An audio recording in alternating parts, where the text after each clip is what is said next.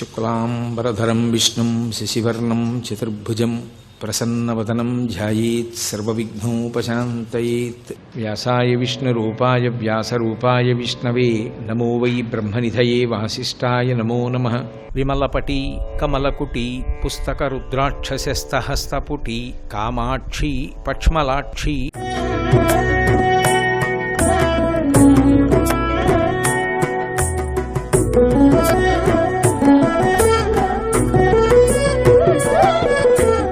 తిరుక్కడయ్యూర్ అని చెప్పి ఒక క్షేత్రం ఉంది. అందులో షష్ఠి పూర్తి ఉత్సవాలు ఎక్కువ చేస్తూ ఉంటారు. అభిరామి అమ్మవారి పేరు. ఆ శివాలయానికి విచిత్రం ఏంటంటే బయటకు వచ్చేటప్పటికి అభిరామి అమ్మవారు ఉంటుంది, లోపలికి వెడితే పరమశివుడు ఉంటాడు. అక్కడే యమధర్మరాజు గారు మార్కండేయుడు యొక్క ఉసురు తీసే ప్రయత్నం చేస్తే శివలింగంలోంచి పరమేశ్వరుడు ఆవిర్భవించి తన ఎడమకాలితో యమధర్మరాజు గారి యొక్క వక్షస్థలం మీద తన్ని యముడి ప్రాణం తీసేశాడు.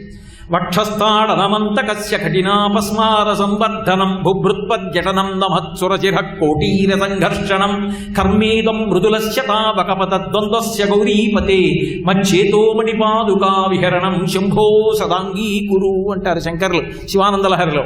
ఎడమకాలు పెట్టి తన్ని ఆ యముడి యొక్క ఉసురు తీసినటువంటి క్షేత్రం. అక్కడ ఉండేటటువంటి స్వామికి అమృతఘటేశ్వరుడని పేరు, అమ్మవారికి అభిరామి అని పేరు. అద్భుతంగా ఉంటుంది నా తల్లి. ఆ అభిరామి ముఖమంటపంలో కూర్చుని ఒక మహానుభావుడు ఎప్పుడూ అమ్మవారి గురించి లోపల ధ్యానం చేస్తూ ఉండేవాడు. ఆయన పేరేమిటో ఎవరికీ తెలియదు. అభిరామి అమ్మవారి ముఖమంటపంలో ఎప్పుడూ కూర్చుంటాడు కాబట్టి అభిరామ భట్టు అంటూ ఉండేవారు. అనుకోకుండా తంజావూరుని పరిపాలించేటటువంటి మహారాజు దర్శనానికి వచ్చాడు. లోపలికెడుతూ ముఖమంటపంలో పైకి లేచి నిలబడకుండా ఉన్నటువంటి ఆ భక్తుడి వంక చూసి అక్కడ ఉన్న భక్తులను అడిగాడు, ఈయనెవరని అడిగాడు. మహారాజు గారు వస్తే లేచి నిలబడలేదు కాబట్టి ఎక్కడ ప్రాణం తీసేస్తాడో అన్న భయంతో ఉన్మాది మహారాజా ఏదో కూర్చున్నాడు, మాదక ద్రవ్యం సేవించాడు. ఆయన లోపలికి వెళ్ళాడు, స్వామిని సేవించాడు, బయటికి వచ్చేసాడు. ఆయన అలాగే ఉన్నాడు. ఆయన ముఖంలో దీప్తి చూస్తే అనుమానం వచ్చింది రాజుకి. కాడు తంజావూరుని పరిపాలించిన శరభోజీ మహారాజ్. ఇతనెవరో మహాభక్తుడని తట్టి ఒకసారి బాహ్యస్మృతి కలిగేట్టు చేయమన్నాడు. పక్కనున్న వాళ్ళు ఇలా ముట్టుకుని తట్టారు. ఆయన అకస్మాత్తుగా కళ్ళు విప్పాడు. ఆయన కళ్ళు విప్పేటప్పటికీ అభిరామ భట్టు మనస్సులో పూర్ణచంద్రమండలంలా ఉన్నటువంటి అమ్మవారి ముఖాన్ని ధ్యానం చేస్తున్నాడు. మహారాజు అన్నాడు, ఇవాళ తిథి ఏమిటన్నాడు. నిండు పౌర్ణమి మహారాజా అన్నాడు. ఎందుకని అమ్మవారి ముఖాన్ని పౌర్ణమి నాటి చంద్రబింబంగా చూస్తున్నాడు. ఆ రోజు అమావాస్య. మహారాజు నవ్వన్నాడు, సాయంకాలం వస్తాను, చూపిస్తావా చంద్రబింబాన్ని? ఓ తప్పకుండా వెళ్ళిపోయాడు. సాయంకాలం అయింది. మహారాజు గుర్రం మీద వచ్చాడు. చీకటి పడుతోంది. ఒరే చచ్చిపోతావురా, నోరు విప్పకుండా ఉన్నా పోయేదిరా, రాజుగారి దగ్గర అమావాస్య నాడు పౌర్ణమని ఎందుకు చెప్పావు అన్నాడు. ఏ తల్లి నా నోట పలికించిద్దో ఆ తల్లి అమావాస్యని పౌర్ణమిని చేస్తుంది అంటాడు. అభిరామి అంతాది అంటారు. అంతాది అంటే ఏ మాటతో పూర్తయిందో ఆ మాటతో మొదలెట్టారు. శంకర భగవత్పాదులు షట్పదీ స్తోత్రం చేస్తూ ఇటువంటి విన్యాసం చేశారు. ఉద్ధృత నగభిధనుజ ధనుజకులామిత్ర మిత్ర శశి దృష్టే దృష్టే భవతి ప్రభవతి అని శ్లోకం అల్లుతాడు. అందులో ఉద్ధృత నగ అన్నాను అనుకోండి, నగతో పూర్తయింది కాబట్టి మళ్ళీ నగతో మొదలవ్వాలి. ఉద్ధృత నగ నగభిధనుజ ధనుజతో పూర్తయింది కాబట్టి మళ్ళీ అలా మొదలవ్వాలి.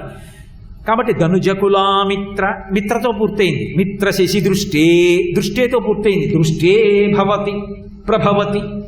ఏ మాటతో పూర్తయిందో ఆ మాటతో మళ్ళీ మొదలెడుతూ ఉండాలి. అది చాలా కష్టం. ప్రౌఢమైన రచన చేయగలిగిన కవులు తప్ప అన్యులు అటువంటిది చేయలేరు. అభిరామి అంతాది అని మహానుభావుడు ఆ అభిరామ భట్టు అమ్మవారి దేవాలయంలో కూర్చుని అమ్మవారిని స్తోత్రం చేస్తున్నాడు అంతాదితోటి. చేస్తుంటే శరభోజీ మహారాజు వచ్చాడు. కటిక చీకటి అమావాస్య. వచ్చి ఆయన్ని పిలిచి అన్నాడు, ఏది పౌర్ణమి నాటి చంద్రబింబం అన్నాడు. ఇలా అన్నాడు. అమ్మవారు చూపిస్తుంది ఆయన నమ్మకం. తన భక్తుడి మాట నిజం చేయాలి. అమ్మవారు వెంటనే కైలాసంలో తన చెవి తాటంకాన్ని తీసి విసిరింది. పౌర్ణమి చంద్రుడిగా ప్రకాశించింది తాటంకం. మహారాజు అభిరామ భట్టు కాళ్ళ మీద పడి వెళ్ళిపోయాడు. ఇప్పటికీ అభిరామ భట్టు చేసినటువంటి అంతాది కంచి కామాక్షి క్షేత్రంలో కామాక్షి అమ్మవారి దేవాలయం చుట్టూ ఉన్న గోడల మీద లిఖింపబడి ఉంటుంది. అనుగ్రహించలా నా తల్లి? ఏ సామాన్యమైన కవిత్వం అభిరామి అంతాది అంటే. అనుగ్రహించింది. పోతన గారిని అనుగ్రహించింది, కాళిదాసును అనుగ్రహించింది, అఖిలాండేశ్వరి మహాతల్లి, తిరువాణక్కోయిల్ అంటారు, జంబుకేశ్వరం, అప్పుక్షేత్రం, ఎప్పుడు నీరు వస్తూనే ఉంటుంది, శివలింగం. ఆ అప్పు క్షేత్రంలో అఖిలాండేశ్వరి అమ్మవారికి ప్రదక్షిణం చేసేటప్పుడు జాగ్రత్తగా కుడి చేతి వైపు చూస్తే ఇచ్ఛాశక్తి, జ్ఞానశక్తి, క్రియాశక్తి 3 కనబడతాయి. ఇచ్ఛాశక్తి, జ్ఞానశక్తి, క్రియాశక్తి రూపాలుగా ఉండి దేవాలయం గోడల్లో ఉండేది అఖిలాండేశ్వరి క్షేత్రంలోనే. శ్రీచక్ర తాటంకాలు అమ్మవారికి 2 చెవులకి వేశారు చక్ర భగవత్పాదులు అక్కడే, అమ్మవారిలో ఉన్న అధికమైన తేజస్సుని తీసి. అంత గొప్ప క్షేత్రం. అమ్మవారి దగ్గర నిలబడితే నిజంగా ఎవరో మూర్తి నిలబడినట్టే ఉంటుంది, ఆడది నిలబడినట్టు ఉంటుంది. అర్చకులు ఇప్పటికే అమ్మవారికి నైవేద్యం పెట్టాలంటే చీర కట్టుకుని వెళ్ళి నైవేద్యం చేస్తారు. తలుపు వేసి ఒక్కళ్ళు లోపల పురుషుణ్ణని నిలబడరు. అంత గొప్ప క్షేత్రం. ఆవిడ తాటంకముల వంక చూస్తే చాలు భర్త ఆయుర్దాయం నిలబడుతుందంటారు. అటువంటి తల్లి ఆ క్షేత్రంలో విరాజమానురాలై ఉంది. వరదన్ అని ఒక వంటవాడు ఉండేవాడు, అమ్మవారికి వంట చేసి పెడుతుండేవాడు నైవేద్యాలకి. ఆ దేవస్థానంలోనే మోహనాంగి అని ఒక పరిచారిక, ఆమెని వివాహం చేసుకోవాలని కోరుకున్నాడు. ఆమె యందు అనురక్తుడయ్యాడు. ఆమెను అడిగాడు వివాహం చేసుకుంటానని. ఆవిడంది, నాకు తిరువాచకం ఇష్టం, నేను పరమశివ భక్తురాల్ని, నువ్వు కూడా శివభక్తుడవైపోతే అప్పుడు నిన్ను పెళ్ళాడతానంది. ఆయన విష్ణు భక్తుడు. విష్ణువేమి శివుడేమి, తప్పకుండా నేను శివభక్తుడిని అయిపోతానని ఆయన తిరువాచకం విని ఆయన కూడా మహాశివభక్తుడైపోయాడు. అయిపోయే రోజున వంట అంతా చేసి కొంచెం స్థూలకాయం. ఆయన ఏదో పాపం బడలిపోయి ఆ వంటశాలలోనే ఎవరు లేరు. ఒక్కడు కాళ్ళు 2 చాపుకొని చేతులు 2 వెనక్కి పెట్టుకుని వాలి ఏదో ఆలోచించుకుంటున్నాడు. అమ్మవారు నడిచి వెళ్ళింది. అఖిలాండేశ్వరి ఆవిడ పాద మంజీరముల చప్పుడైంది. ఉలిక్కి పడి చూశాడు ఎవరని. అమ్మవారు నడిచెడుతోంది. అలా ఉండిపోయాడు అని నోరు తెరిచి. ఆవిడ తాంబూల చర్వణం చేస్తోంది. ఎప్పుడు తాంబూల చర్వణం చేస్తుంటుంది. ఆ పిడచ తీసి నోట్లో పెట్టింది. అంతే. ఆయన పేరు వరదన్ కాలమేఘన్ అయిపోయింది. నల్లమబ్బు ఎలా కురుస్తుందో అలా కవిత్వం వచ్చేసింది. ఇప్పటికీ తమిళ దేశంలో ఆయన చేసినటువంటి స్తోత్రాలని పరమాద్భుతంగా చెప్పుకుంటాడు. తల్లి అనుగ్రహించిందా ఆ నమ్మకం. ఆవిడ వంక అమ్మా అని పిలిచి అలా చూడగలిగావా, ఇచ్చేస్తుందంతే. ఆవిడ అనుగ్రహించలేనిది లేదు. బుద్ధిని మార్చేస్తుంది, శాశ్వతమైన కీర్తిని ఇచ్చేస్తుంది. ఎంతటి మహోన్నతమైన స్థితిలోనైనా కూర్చోబెట్టేస్తుంది. అజరామరమైనటువంటి వాంగ్మయాన్ని సృష్టింపజేస్తుంది. అంత గొప్ప మాటలు పలికిస్తుంది. ఆ తల్లి చెయ్యలేనిదన్నది లోకంలో లేదు. అంత గొప్ప తల్లి. వరదన్ని కాలమేఘంగా మార్చింది ఒకప్పుడు. దేవీ భాగవతంలో దేవదత్తుడు అని ఒక బ్రాహ్మణుడు పుత్రకామిష్టి చేస్తున్నాడు, కొడుకు పుట్టాలి అని. ఆయన చేస్తూ గోభిలుడు అని ఒక బ్రాహ్మణ్ణి పిలిచి సామవేదాన్ని గానం చేయమన్నాడు. సామవేద మంత్రాలు గానం చేసేటప్పుడు మీరు వినుంటారు, తిరుపతి దేవస్థానంలోనూ అక్కడ సామగానం చేస్తుంటారు. శ్రీశైలంలోనూ సామగానం చేయడం చాలా కష్టం. దీర్ఘంగా పలకాలి మంత్రాన్ని, దమ్ము పట్టలేరు ఎక్కువసేపు. అందుకని స్వరభంగం అయితే ఒప్పుకుంటారు. కానీ కోపం వచ్చింది దేవదత్తుడికి. ఆ సామగానం చేస్తున్నటువంటి గోభిలుడు స్వరభంగం చేశాడు. కొడుకు పుట్టాలని నేను ఒక పక్క పుత్రకామేష్టి చేస్తుంటే నువ్వేమో స్వరభంగం చేశావా, సామవేదానికి మూర్ఖుడా అన్నాడు. సామవేదం పాడుతున్నప్పుడు స్వరభంగం అవుతుంది, తెలిసి నన్ను మూర్ఖుడా అన్నావు, నీ కడుపున మూర్ఖుడు కొడుకుగా పుడతాడన్నాడు. మూర్ఖుడు కొడుకుగా పుట్టడం కన్నా కొడుకు లేకపోవడం మంచిది, అనుగ్రహించమని కాళ్ళ మీద పడ్డాడు. వెంటనే గోభిలుడు అన్నాడు, పరదేవత అనుగ్రహం, వాడు మహాపండితుడు అవుతాడు తర్వాత అన్నాడు. కొడుకు పుట్టాడు, ఉతజ్జుడు అని పేరు పెట్టాడు. సంధ్యావందనంలో ఆచమనం చేయడానికి వాడికి పాపం ఓం కేశవాయ స్వాహ అన్నం రాలేదు. రోజు తల్లి తండ్రి తిట్టుకునేవారు. వాడు ఈ నింద పడలేక ఇంట్లోంచి వెళ్ళిపోయాడు. నోరు విప్పితే వాడికి ఏం రాదని తెలిసిపోతుందని ఎక్కడో ఊరు చేరుకుని ఊరి చివర పాకేసుకుని నోరు విప్పకుండా కూర్చున్నాడు. మహానుభావుడు నోరు విప్పడరా, వెళ్ళి ఏమడిగినా అలాగే చూస్తాడు. సత్య తపస్సు, సత్యమైన తపస్సు ఉన్నవాడు నోరు విప్పడని పళ్ళు కాయలు అన్నీ తెచ్చి పెడుతున్నాడు, తింటున్నాడు, కూర్చుంటున్నాడు. నోరు విప్పితే తెలిసిపోతుంది. అలా కూర్చున్నాడు. ఒక రోజున ఒక వేటగాడు అడవి పందిని తరుగుకుంటూ వచ్చాడు. బాణం వేశాడు, దాని శరీరంలో గుచ్చుకుంది మర్మస్థానంలో. రక్తం ఓడిపోతూ అడవి పంది ఈయన ఉన్నటువంటి కుటీరంలోకి ప్రవేశించి ఆయన ఏదో ప్రశాంతంగా కళ్ళు మూసుకు కూర్చున్నాడు. కళ్ళు తెరిచి చూసేటప్పటికే మర్మావయమంలోంచి నెత్తురు కారిపోతూ, మర్మస్థానంలోంచి నెత్తురు కారిపోతూ అడవి పంది లోపలికి వచ్చింది. దాన్ని చూశాడు. తన ప్రమేయం లేకుండా ఒక్కసారి సమస్తమైన దృష్టి కేంద్రీకరించి ఐ అనర్చాడు. అది సారస్వత బీజాక్షరం. అంతే, అమ్మవారు అనుగ్రహించేసి వచ్చేసింది. అంతే కవిత్వం. వేటగాడు వచ్చాడు వెనక నుంచి, అడవి పంది లోపలికి వచ్చింది, బాణం పెట్టి కొట్టాను, ఎట్టెళ్ళింది అన్నాడు. ఆయన అన్నాడు, ప్రాణి రక్షణ ధర్మం, అబద్ధం ఆడినా తప్పులేదు. వెంటనే నోట మాట రానివాడు అన్నాడు, యాపశ్యతి సాబ్రూతే యాబ్రూతే సానపశ్యతి అహో వ్యాధ స్వకార్యార్థిని కిం పృచ్ఛసి పునఃపునః అన్నాడు. ఎందుకురా వెటగాడ 10 మాటలు అడుగుతావు? ఏది చూసిందో అది చెప్పదు, ఏది చెప్పిందో అది చూడదు, కాబట్టి నిజమని ఎలా అనుకుంటావు అన్నాడు. యాపశ్యతి నిసాబ్రూతే యాబ్రూతే సనపశ్యతి. చూసినవి కళ్ళు మాట్లాడవు, చెప్పేది నోరు చూడలేదు, కాబట్టి ఏది నిజమనాలి? ఎందుకు 10 మాటలు అడుగుతావు? ఈ పంది కాకపోతే ఇంకో పంది పో. ఆయన వెళ్ళిపోయాడు, మహాకవి అయిపోయాడు. తరువాతి కాలం తల్లి అనుగ్రహించింది, బీజాక్షరాన్ని పలికేటప్పటికి. ఆ తల్లి అనుగ్రహించిందా? ఆవిడ ఏమి ఇవ్వలేదండి, ఆవిడ ఏమైనా ఇచ్చేయగలదు. లలితా సహస్రనామ స్తోత్రానికి అమ్మవారి అనుగ్రహంతో వ్యాఖ్యానం చేశారు భాస్కరరాయల వారు, మహానుభావుడు. ఒకప్పుడు కాశీపట్టణం వెళ్ళారు. పండితులకు అసూయ. ఒక ఆయనకి కీర్తి వచ్చిందంటే మిగిలిన వాళ్ళు గుండెల బాదుగా అక్కర్లేకుండా విమర్శలు చేయడం. కాబట్టి అసూయతో ఎలాగైనా ఇన్ని తప్పట్టుకోవాలి, అది తాపత్రయం. అందుకని వాళ్ళు వెళ్ళన్నారు, లలితా సహస్రనామ స్తోత్రంలో అమ్మవారికి ఓ నామం ఉంది కదా, మహాచతుషష్టి కోటి యోగిని గణసేవిత అని ఒక నామం. 64 కోట్ల మంది యోగిని దేవతలు ఆమెను సేవిస్తారు కదా, వాళ్ళ పేర్లు ఏమిటి, వాళ్ళ చరిత్రలు ఏమిటి చెప్పన్నారు. లలితా సహస్రానికి భాష్యం చేశానంటున్నావుగా, చెప్పన్నారు. ఆయన అన్నారు, నేను చెప్పడం ఎందుకు, అమ్మవారే చెప్తుంది అనుకుని సాయంకాలం సంధ్యావందనం చేసుకుని గంగ ఒడ్డుకి రండి, మీకు అందరికీ చెప్తానన్నారు. కుంకుమానంద స్వామి వారిని ఉండేవారు కాశీలో. ఆయన అన్నారు, మీరు పోరి ఎంత తప్పు పని చేశారా అసూయతో. మహానుభావుడు ఆయన రా పలుకుతున్నది, లలితాదేవి పలుకుతోంది ఆయనలోంచి, కాత్యాయని పలుకుతోంది ఆయనలోంచి. ఆయన చెప్పడం ఏమిటి, అమ్మవారు చెప్తుంది, మీ కర్మ. అసూయతో అడిగారు కదా, వెళ్ళండి సాయంకాలం అన్నారు. సంధ్యావందనం చేసుకుని బ్రాహ్మణులందరూ వచ్చి ఒడ్డును కూర్చున్నారు. వచ్చి కూర్చున్నాడంతే మహానుభావుడు భాస్కరరాయల వారు. 64 కోట్ల మంది యోగిని దేవతలు కాశీపట్టణంలో ఆకాశంలో నిలబడి ఎవరి చరిత్ర వాళ్ళు చెప్పడం మొదలుపెట్టారు.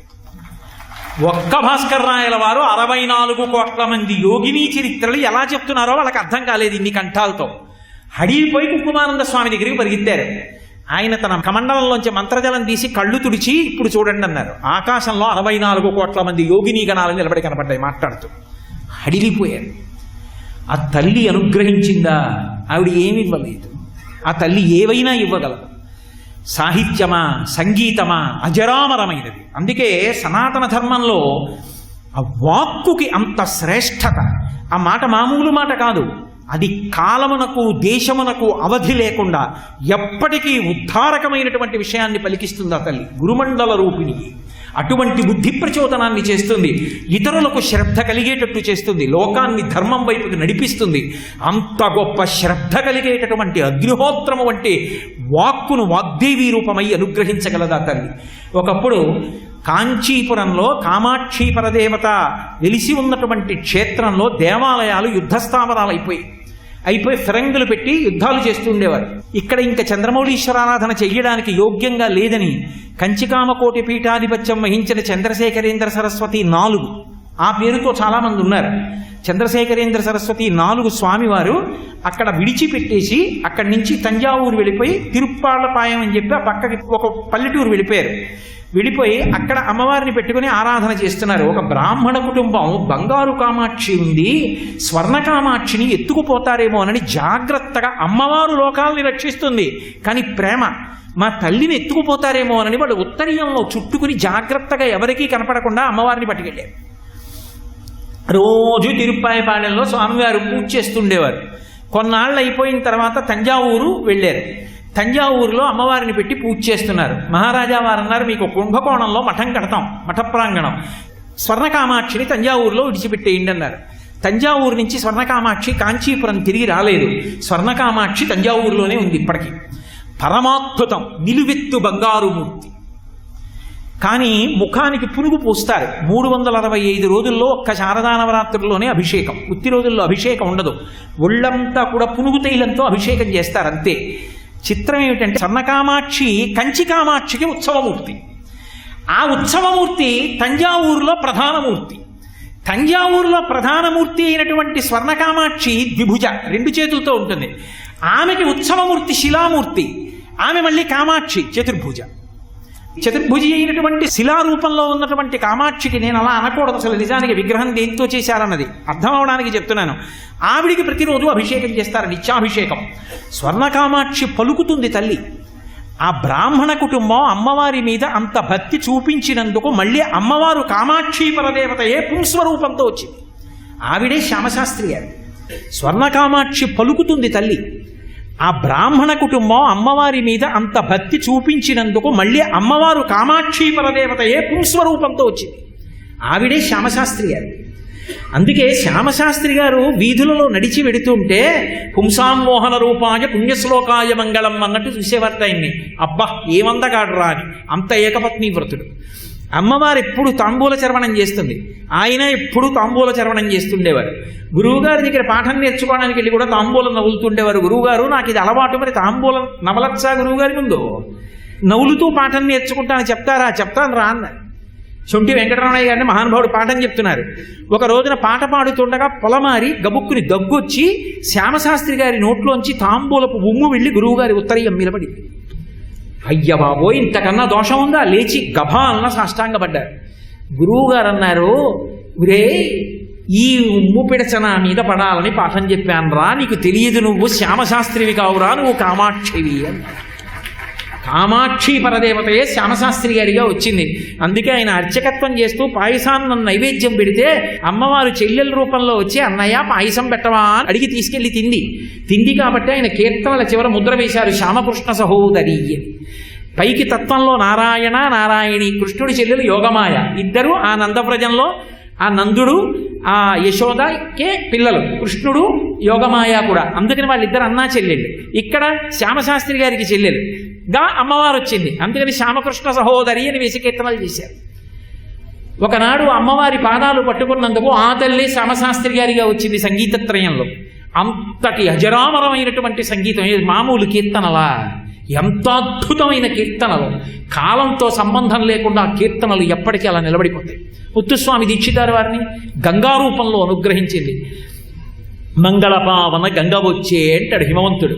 అందరి వీణకి యాళి కిందకి ఉంటే ఒక్క ముత్తుస్వామి దీక్షితారు వారి వీణ యాళి పైకి ఉంటుంది. యాళి అంటే పౌరాణిక మృగం. గంగామాత అనుగ్రహించింది. ఆయన చిట్ట చివరిలో కామాక్షి అమ్మవారి దగ్గర పూజామందిరంలో కూర్చుని కామాక్షి పశుపాశ విమోచని అని పాట పాడారు.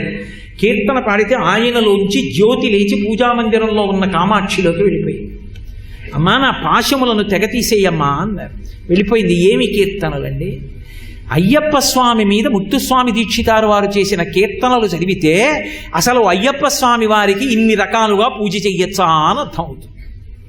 అంత అద్భుతమైనటువంటి సేవలు ఏమున్నాయో ముత్తుస్వామి దీక్షితారు వారు అయ్యప్ప స్వామి మీద చేసిన కీర్తనల్లో చెప్పారు. శ్రావణ శుక్రవారం వ్రతకథనంతటినీ కీర్తనలుగా అందించారు. నవగ్రహాలన్నిటి మీద ఆయన కీర్తనలు చేశారు. పరమాద్భుతం దీక్షితారు వారి కీర్తనలు అంటే. వాళ్ళు అమ్మవారికి కింకరులు. అమ్మవారిని ఉపాసన చేసినందుకు అమ్మవారు వాళ్ళ నోటి వెంట అలా పలికించింది. దీక్షితారు వారి భార్య ఒకప్పుడు ఐశ్వర్యం కోరుకుంది.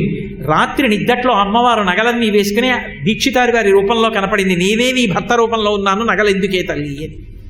తెల్లబోయింది దీక్షితారు వారి భార్య. మహాపురుషులు ప్రభవించేటట్టు చేసింది. అంతవరకు ఎందుకండి? ఘంటసాల వెంకటేశ్వరరావు గారు వారి నాన్నగారు మహానుభావుట, ఎప్పుడు సంసార సంబంధం లేదు, కూర్చుని ఎప్పుడు ఏదో కీర్తన పాడుకుంటుండేవారట. ఆ సంగీతం ఆలాపన చేస్తూ కీర్తనలు పాడుకుంటూ కష్టాలు మరిచిపోయి తనలో తాను రమించిపోయేవారు. పరదేవత ఏం సంతోషించిందో. మహానుభావుడు ఘంటసాల వెంకటేశ్వరరావు గారు పుట్టారు. ఆయన తక్కువ కష్టపడ్డారనుకుంటున్నారా? ఆయన జీవిత చరిత్ర చదివితే కళ్ళంబట నీళ్ళు వస్తాయి. మన తెలుగుదేశంలో పుట్టి, అంటే నా ఉద్దేశం ఆంధ్రదేశంలో పుట్టి ఇంత ఖ్యాతి తెచ్చిన మహానుభావుడు చిట్ట చివరికి విజయనగర వీధుల్లోకి వెళ్ళి వారం చెప్పుకుందామంటే ఏ ఇళ్లలోనూ ఖాళీ లేదు. సంగీత విద్య నేర్చుకునే వాళ్ళు వారం చెప్పుకుని వెళ్ళి అన్నం తినేవారు ఇళ్లలో. ఉత్తరీయం పట్టి పాపం పళ్ళెం లేదు భిక్షాటన చేయడానికి. పళ్ళెం ఉంటే మా ఇంటికి వస్తే ఆవకాయ వేసి, మీ ఇంటికి వస్తే వంకాయ కూర వేస్తే రెండూ కలిసిపో. లేక ఉత్తరీయం పట్టేవారు వెళ్ళి. పడితే ఒక ఆవిడ ఆవకాయ వేసేది, ఒక ఆవిడ వంకాయ కూరేసేది, రెండూ కలిసిపోయేవి. అన్నంలో కలిసిపోయి నూనె వెళ్ళిపోయి ఎర్రగా అయిపోయేది. తినడానికి కంచం లేక దీపం కింద పెట్టుకుని కలుపుకు తిన్నాడు మహానుభావుడు. పడుకోవడానికి చోటు లేక ఆశ్చర్యకరమైనటువంటి హనుమత్ స్వరూపం విజయనగరంలో ఎక్కడా చూడం. సంగీతం పాడుతూ మురిసిపోతున్నటువంటి ఆంజనేయ స్వామి ఎంత గొప్పగా ఉంటుందో. ఇప్పటికీ నా సెల్ ఫోన్లో ఉంటుంది ఆ ఫోటో. అప్పుడప్పుడు చూసుకుని మురిసిపోతుంటాను, ఏమీ అపురూపమైన హనుమరా. ఆ దేవాలయంలో పడుకునేవారు, చిన్న గుడి. దానికోసం విజయనగరం వెళ్ళి చూసొచ్చాను. మహానుభావుడు అమ్మవారి అనుగ్రహం, తండ్రి చేసినటువంటి ఆ సంగీత సాధన పరదేవత మీద ఎప్పుడు ఏది పరవశించి పాడుకున్నారో. ఎంత కష్టపడ్డారండి జీవితంలో. పెళ్ళై అద్దె కట్టి ఇంట్లో ఉండలేక చెన్నై నగరంలో పార్కులో పడుకున్నారు దంపతులు. ఆఖరికి ఒక ఆయన వ్రాసిన లలిత సంగీతం రేడియోలో పాడితే వచ్చినటువంటి కీర్తి డబ్బులతో అద్దె ఇంట్లో ఉండడం ప్రారంభం చేసి ఆయన లబ్ధప్రతిష్ఠుడయ్యాక ఇల్లు కట్టుకుని అంబాసిడర్ కారు కొనుక్కోగానే ఆయన చేసిన మొదటి పని ఏమిటో తెలుసా? ఆయన జీవితాన్ని ఒబ్బిడి చేసిన గురువుగారి ఇంటికి వెళ్ళి గురువుగారిని కారులో ఎక్కించి తీసుకొచ్చి వారం రోజులు ఉంచుకుని సాగనంపారు. అంతటి వినయ సంపన్నులు. మనమందరం గర్వపడాలి. అంత గొప్ప గొప్ప విద్వాంసులు పుట్టిన గడ్డ మహానుభావుడు. అంతవరకు ఎందుకండి, అదే ఘంటసాల వెంకటేశ్వరరావు గారిని విజయనగరం పిలిచి కచేరీ చేయమంటే ఒకనాడు ఎక్కడ ఇళ్ల ముందు నిలబడి ఉత్తరీయం పట్టి అన్నం తిన్నానో, పడుకోవడానికి చోటు లేక ఏ ఆంజనేయ స్వామి గుడిలో పడుకున్నానో అక్కడే కచేరీ చేస్తానని చిన్న పందిరేస్తే అక్కడ కూర్చుని కచేరీ చేస్తే విజయనగర ప్రజంతా నిలబడి విని పరవశించిపోయారు. అంత వినయమూర్తి. ఊపిరి ఆగిపోయే ముందు కూడా భగవద్గీత పాడారు. ఎంత కీర్తి. నేను అప్పుడప్పుడు వెంకటాచలం వెడితే ఆయన కంఠం వినపడితే అనుకుంటూ ఉంటాను, మహానుభావాని శరీరం వెళ్ళి దశాబ్దాలైపోయింది, అయినా ఇప్పటికీ నువ్వు చెప్పిన భగవద్గీత వింటూ పరమాత్మ ఎంత మురిసిపోతున్నాడో ఘంటసాల. ఒకప్పుడు నేను చెప్పిన భగవద్గీత నీ కంఠంలోంచి వినపడుతుంటే ఆంధ్రదేశం ఎంత మురిసిపోతోందయా అని కీర్తి శరీరంతో బ్రతికిపోయారు. మంగళం కోసలేంద్రాయ మహనీయ గుణాత్మనే చక్రవర్తి తనూజాయ సర్వభౌమాయ మంగళం. ఉమా కాంతాయ కాంతాయ కామితార్థప్రదాయినే శ్రీగిరీశాయ దేవాయ మలినాథాయ మంగళం. సర్వం శ్రీ ఉమామహేశ్వర పరబ్రహ్మార్పణమస్తు.